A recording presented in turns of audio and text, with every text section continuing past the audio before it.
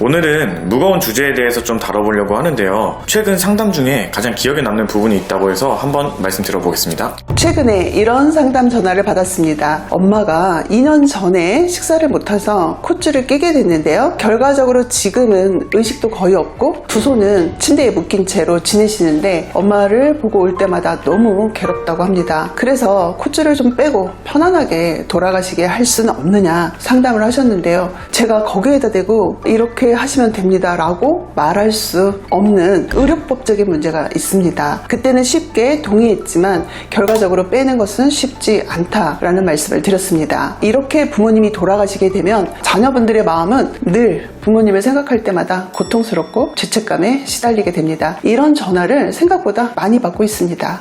그러면 실제로 치료받는 어르신들도 고통을 받고 있는 걸까요? 당연하죠. 어르신들 같은 경우 손이 묶여 있으면 대소변을 봤을 때 사람은 누구나 손이 그쪽으로 가기 마련이죠. 이렇기 때문에 손을 묶어 놓는 것도 있고요. 또 콧줄을 뺄까봐 묶어 놓는 것도 있습니다. 특히나 얼굴 같은데 머리카락이 떨어진다든지 이러면은 굉장히 가렵잖아요. 누구나 손을 올려서 긁고 싶고 또 이렇게 머리를 정리하고 싶은데 이거를 못 하는 거잖아요. 그런데 하루 종일 하는 일이 뭐가 있어요? 내 몸에 머리카락이 떨어진 그거 하나에 집중해가지고 정말 풀으려고 애를 쓰고 당연히 너무 고통스럽죠. 혹시 지금은 콧줄은 안 했지만 나중에 콧줄을 해서라도 더 살고 싶은 분들도 계시지 않을까요? 당연히 콧줄을 원하시는 어르신들도 계실 거라고 봅니다. 하지만 많은 어르신들은 이렇게 생각하고 계신데요. 직접 들어보시죠.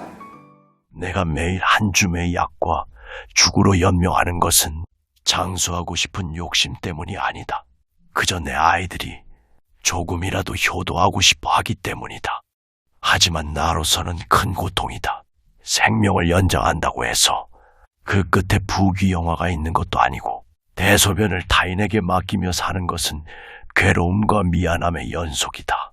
국가적으로도 손실이고 후대에게도 부담이 될 뿐이다. 환자의 고통은 생각하지 않은 채 인명존중이니 살 권리니 이야기하는 학자나 단체들의 말은 가식이라고까지 말하고 싶다. 생겨나면 소멸하는 것이 자연의 이치가 아닌가.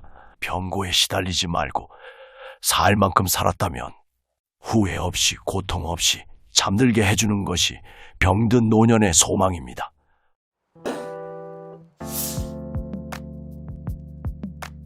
얘기를 한번 들어보니까 어르신도 고통받으면서 연명하시는 걸 원하시진 않는 것 같아요. 그런데 이렇게 왜 아무도 원하지 않는 콧줄 같은 치료를 진행하고 있는 걸까요? 네, 우리 사회는 언제부터인가 죽음 혹은 죽음의 과정이 하나의 산업으로 자리를 잡고 있는 것 같습니다. 누군가 콧줄을 하고 적극적인 의료 처치를 함으로 인해서 득을 보는 층이 있다는 거죠.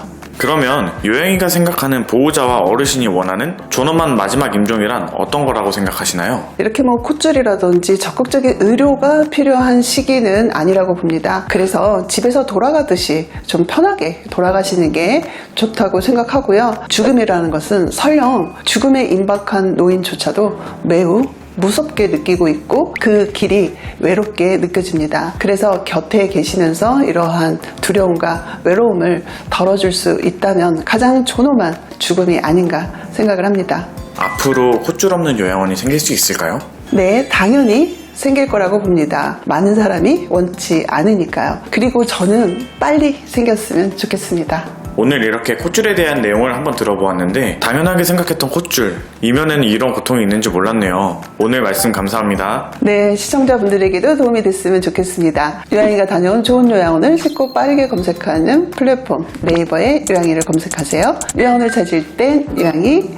다음 시간에 또 뵙도록 하겠습니다. 감사합니다.